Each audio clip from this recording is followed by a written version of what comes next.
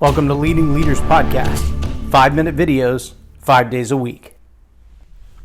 About 15 years ago, I had a brilliant business plan idea. I mean, it was brilliant. It was spectacular, fabulously spectacular. Yeah, something like that. It was awesome to use a video camera Anyway, subscribe now for our extensive video library of leadership lessons promoting faith, family, and freedom.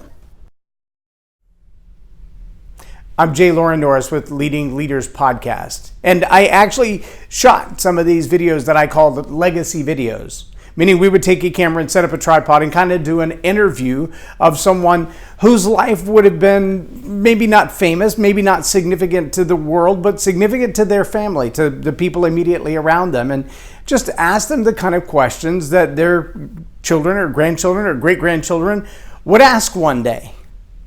And I got to do 4 or 5 of those interviews, and I thought, man, this would be an absolutely fabulous business plan to go around and sit down with especially elderly parents or elderly grandparents and ask them these kind of questions that other people wouldn't think to ask, or better yet, the kind of questions that people don't just randomly answer for their family because, I don't know, maybe there's skeletons in the closet, or maybe that's a deeply held secret in their family, or at least for their own life that they don't want everybody to know.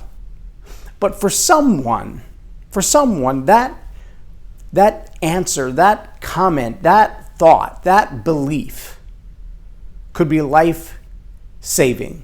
Not just life-changing, but life-saving. It could be that if I'd only known that one person loved me as much as they did, I would have made different choices in my life. If I only knew that there was this opportunity in our family, that if I just held on a little bit longer, if I hadn't run out on them, that things could have been different. I had a chance to interview Thelma Wells about her relationship with one of her sisters.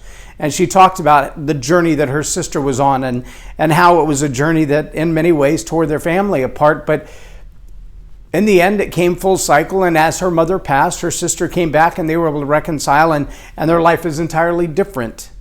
But it sadly took the passing of their mother for this reconciliation to happen, and you have to wonder, did mom know that reconciliation was coming?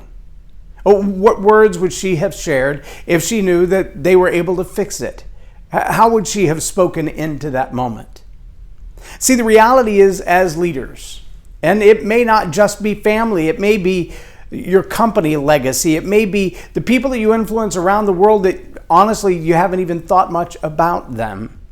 You go about doing your thing, and as you do your thing in business and in leadership, you impact people that you've never crossed their path before. And then suddenly you cross their path and you make a huge impact in their life, and maybe you don't think much of it. But I just wonder, as you pass from this life to the next, whether you believe in an afterlife, which I do, or you don't, and you think you're going to turn into petunias or come back as a cockroach, I don't know, maybe a butterfly. But as that transition happens, how much of what you've learned here now will you leave behind? I do believe, if we look back over time, our history and our sciences show us that there are bits of knowledge and wisdom and information that we once knew, but because we stopped practicing it, society at large has lost it. Things that we one time figured out, but then technology or new innovations kind of replaced that need. And you find yourself now looking and going, how is it that we ever got past that? Well, somebody figured it out. What kind of things have you figured out? What kind of relationship tricks have you figured out? What kind of things, maybe you even heard them 50 or 60 times before from somebody else, but it didn't really sink in until you experienced it and had to navigate that moment. How many of those have you written down in a journal or recorded in some way? I remember a story from several years ago, it may have been 2 or 3 decades ago, that a woman found out she had stage 4 breast cancer, but all of her children were under the age of 3. And she got out her family's VHS camcorder, her home camcorder, and recorded a series of videos for each of her children. so that as they grew older, they would know who mommy was and what mommy thought and what mommy felt like and what kind of person mommy was and how much mommy loved them. See, we have those tools today, not necessarily in a VHS camcorder that takes a dolly to move, but on your cell phone. You can record a voice memo. You could save a little video for each of your kids, for each of your employees, for the people who might come behind you and think, well, what was going on in their head?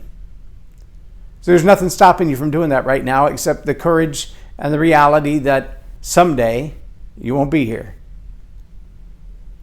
Nobody, none of us knows how soon that someday will be. But you can start today by preparing that legacy. Maybe not in annuities and trust funds and 401ks and college funds. And awesome if you can do all that stuff. I'm not qualified to talk about any of it. But legacy, the conversations that you have, the words that you have a chance to record those. Write them down. Leave them in a video, leave them in an audio, but don't leave here with them. I'm Loren Norris with Leading Leaders Podcast for Tell It Like It Is TV. Have a blessed day.